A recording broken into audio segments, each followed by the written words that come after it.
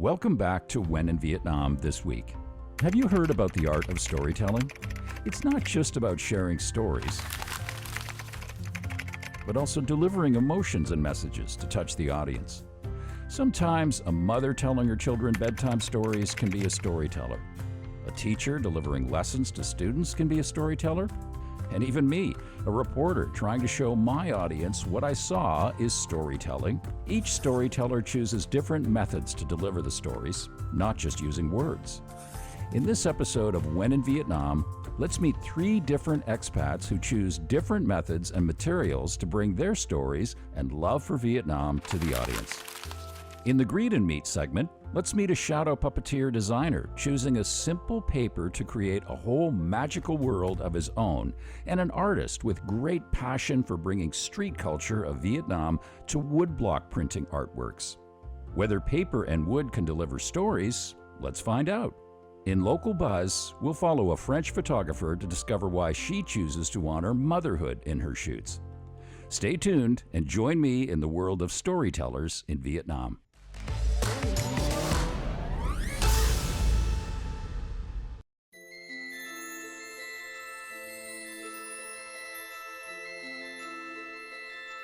Hello, my name is Francesc Moreno, and I'm here to introduce you the amazing world of paper. I learned when I was a kid how from a single square you can create amazing things, even a bird that suddenly can become alive and fly. As a kid, I always dreamed someday I would travel far away and I live in an exotic country. And finally, after several years, I found my destiny in Vietnam. So I flew from my hometown, Barcelona. I did a long trip riding my magic bird till I finally arrived to my new home, Vietnam, and specifically Hanoi. I hope you enjoy my work. I am a paper artist and a designer from Barcelona. I have this passion for telling stories since I'm a kid. My other big love has been, since I'm a kid, the paper, to play with paper, because I didn't have toys or anything to play with. So we had to play with imagination and with whatever we had. Then I discovered theater, and that was my biggest love. After many years telling stories on stage, I arrived to Vietnam. I just fell in love with the vibe of the city. I felt so inspired. I didn't choose Vietnam. Vietnam chose me. I don't know, I love food here. I love the chaos. I mean, art and the creativity comes from chaos, beautiful chaos, made of multiple layers of history and people. Everyone is doing their thing, and the addition of everything, it creates a kind of a magic city. And actually, there is a surprise in every corner. And every time I go for a walk, I find inspiration. And so for the last 3 years that I've been living here, I started drawing, trying to catch the essence and the soul of Hanoi, Vietnam, and especially Hanoi. As an artist, I'm very motivated and inspired by Hanoi, yes.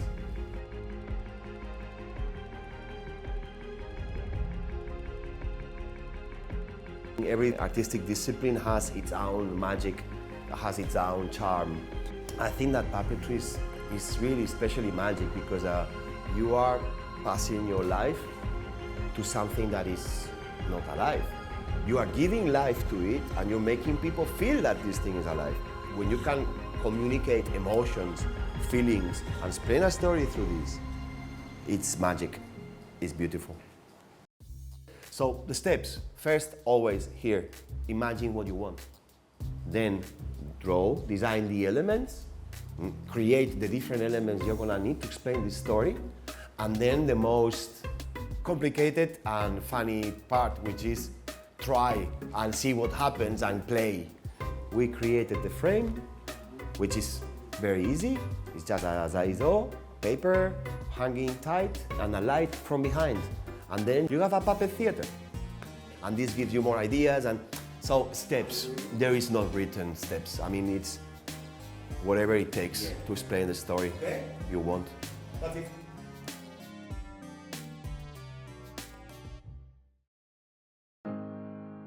When you are doing a shadow theater, the screen is very important. It's a character more and it has a texture, how it catches the light, the grain, you know, how, so you can add more magic by choosing the right paper.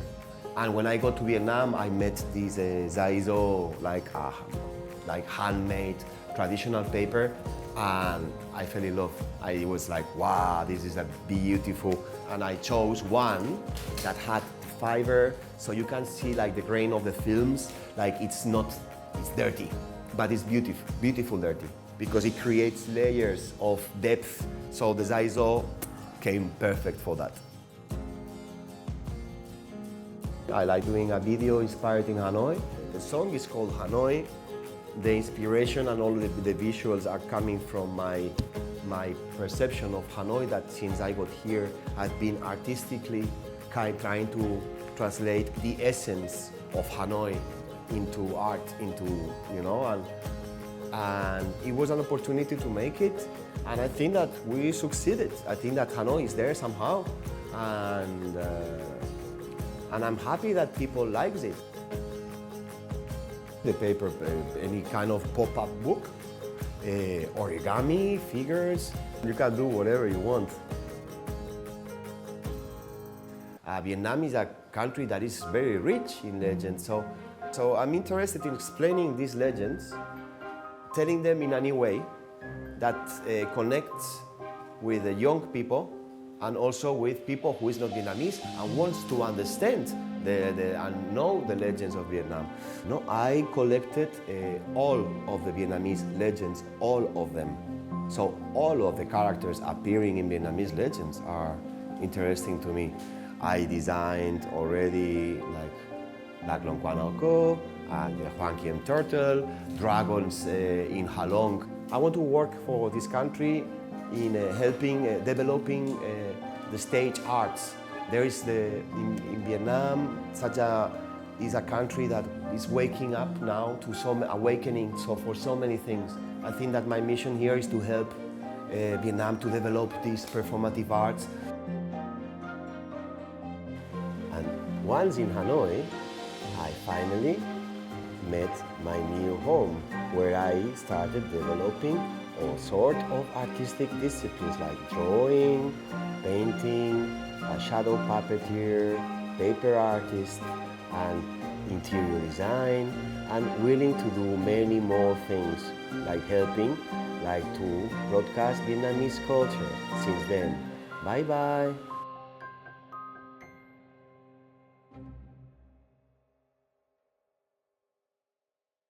Francis chose for himself a simple paper to create a whole magical world, bringing life to something that's not alive. Now let's follow me to the south of Vietnam, to Ho Chi Minh City, to meet a storyteller from the UK who makes his own unique choices for materials to express his love for Vietnam.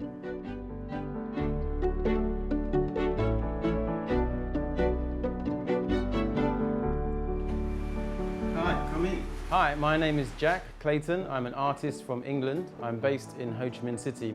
I have lived in Vietnam for nearly 10 years now. I didn't choose Vietnam actually to settle down. I only planned to stay here for 1 or 2 years maximum, but I really like the life and culture here, so I decided to stay for much longer.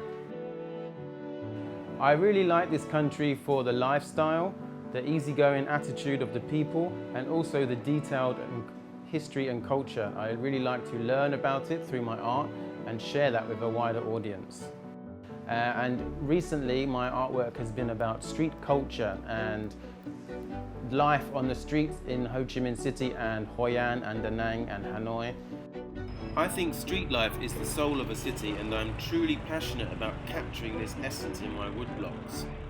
I love the bustling streets, motorcycles, the architecture, colourful stores, the food, and even just the coffee shops in Vietnam. They all have such character.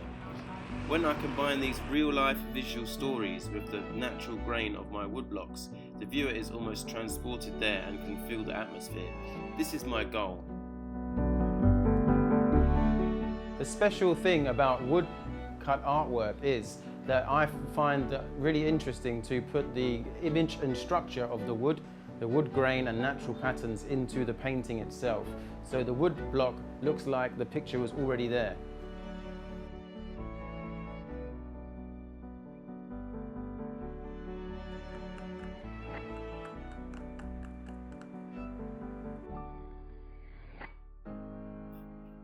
Vietnam is also a country with a great craft of woodblock painting. So when I came here, I decided to travel to some craft villages like the Dong Ho painting village twice. And I really enjoyed to try to learn about that part of the culture. And what I wanted to find out is what materials they use and how easily accessible they are to me, so I can try to bring more of the local Vietnam culture into my own art. I would like to keep these traditional techniques of woodcut and also utilising the expressive layers of ink and hand-cut wood, whilst changing the topics a little bit, focusing more on reflecting the life of modern cities today. In a normal painting, you will draw the picture onto paper and use paint to colour in the depth and tone.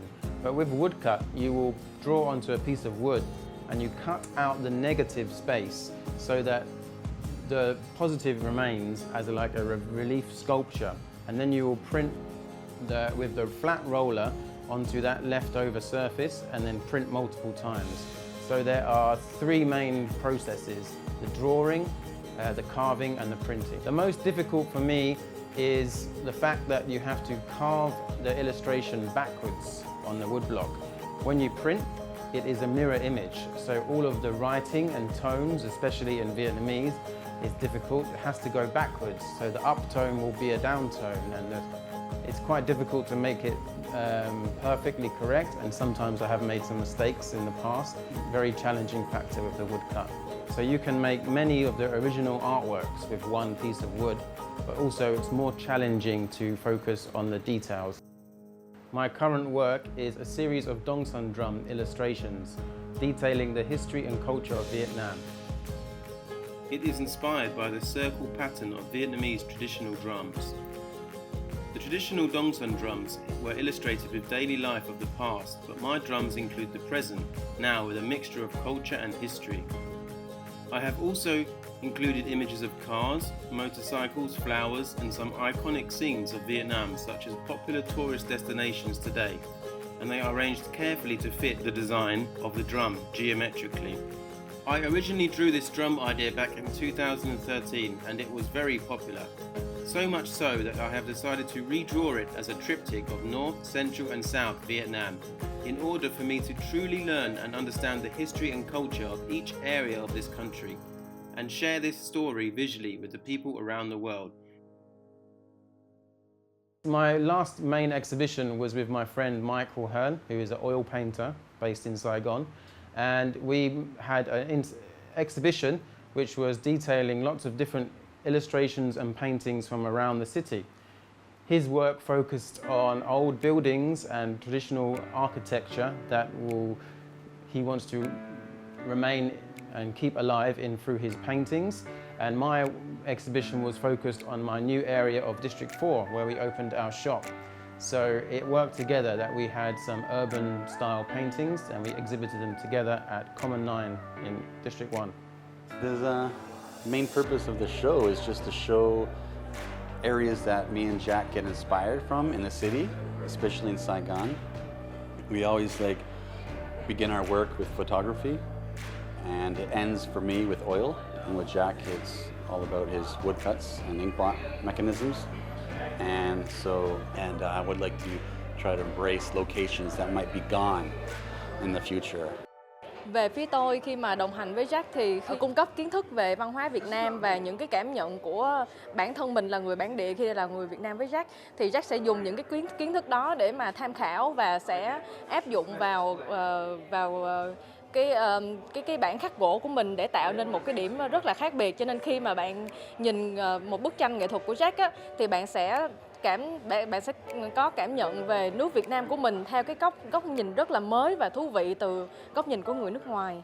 Feedback from the artwork has been very positive, even from a complete mixture of people from the local community. They like to see someone from a different country interested in their country and their culture, and from the foreigner point of view, who live here, they like to see and remember the place that they've chosen to live in and stay. Also, tourists really like to take something to remember their visit to Vietnam. So overall, we have had positive feedback, and I think it's because we choose to celebrate the culture and we make positive artwork. I would like to set up a intaglio printmaking studio that looks at litho printing and also etching and different forms of traditional printmaking to share them with the rest of people in Saigon and Vietnam.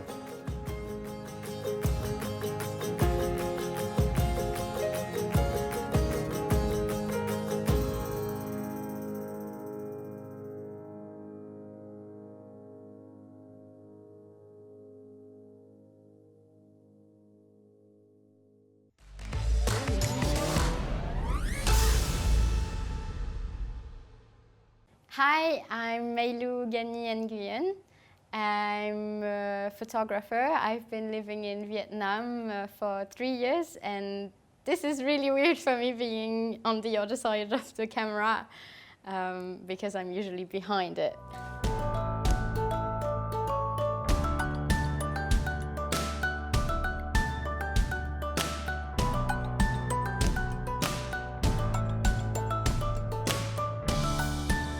My dad was a fashion photographer in Paris, and I think seeing that as a kid, I didn't really notice, but it did influence me for sure.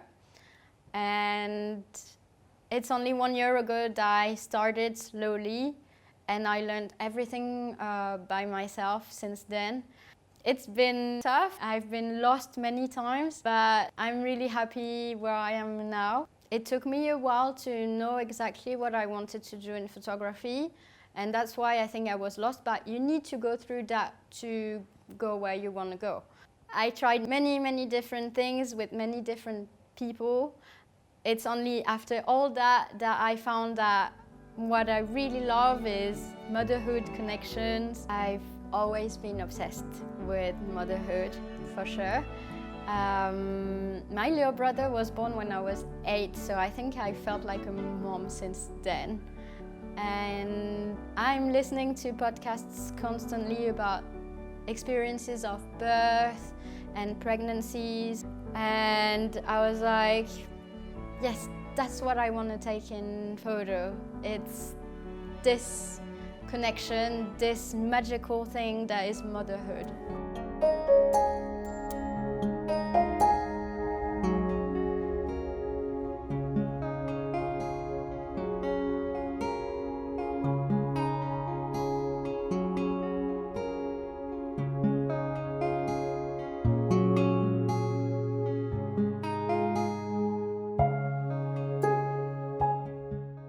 Every time I have a photo shoot like this, I'm like, wow, this is just beautiful. This is just the most beautiful thing ever. And it's simple and it's raw and it's just magical.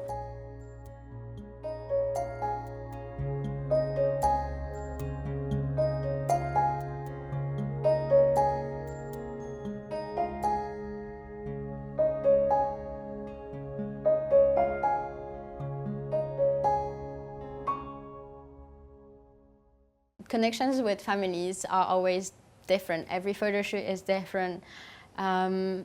So maybe this is the hard thing, is being at the beginning like, how is it going to be with this family? How am I going to do this photo shoot with them? But very quickly, I think I'm good with people, and very quickly I find how to connect with them and how to make them laugh or exchange with them and make them comfortable in front of the camera, which is not easy. At the same time I do my sessions, my photo shoots, I'm always talking with people and I'm trying to get to know them as much as possible. And then from that I can do a storytelling with my photos. Mình nghĩ là cái lúc mà em bé còn nhỏ thì mới là cái lúc mà mình nhiều cảm xúc nhất và cái lúc mà mình hạnh phúc nhất. Kiểu cái quãng thời gian này nó sẽ trôi qua rất là nhanh và mình muốn lưu lại nó. Bạn Mây Lu thì bạn ấy bắt khoảnh khắc rất là tốt và ảnh nó rất là tự nhiên. Bạn ấy chụp được bạn ấy bắt được chính xác cái lúc mà những cái nụ cười rất là chân thật, nó không bị kiểu cứng ấy. Nên là mình rất thích cái điều đấy. Doing photography definitely completely changed my life. For a long time, I was trying to look for what I wanted to do in my life. Like, I want to focus on something.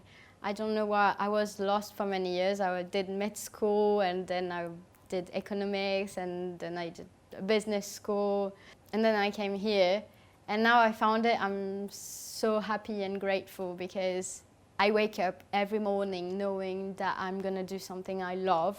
I'm so happy that my work is creating memories for people. I feel like Vietnam is the land of opportunities. It's where I discovered my passion and worked on it really hard. And it's where I feel home now. My grandfather was from Hanoi, and I had to make a choice for a location to do my university exchange. Vietnam was in the list, and I was like, yeah, why not go to Hanoi for 1 year? I think it's definitely more easy than starting, for example, in France or in Europe. It's definitely easier to start a business here because you can start from nothing and quickly do something with it, especially that here the life is so cheap. You can start doing what you love and you don't have to work full time. Also in Hanoi, we have a very diverse and rich artistic community that I'm so grateful for. We have many DJs, artists, music, painters, photographers. It allows us to share and to grow together in our different works of field. It was hard at the beginning to kind of balance between I'm a total foreigner, but at the same time I am Vietnamese and it's in me and it's in my ancestors. But slowly by slowly I found my place here. I'm free here. Free to do what I want to do and how I want to do it. And that's why I'm happy to live in Vietnam.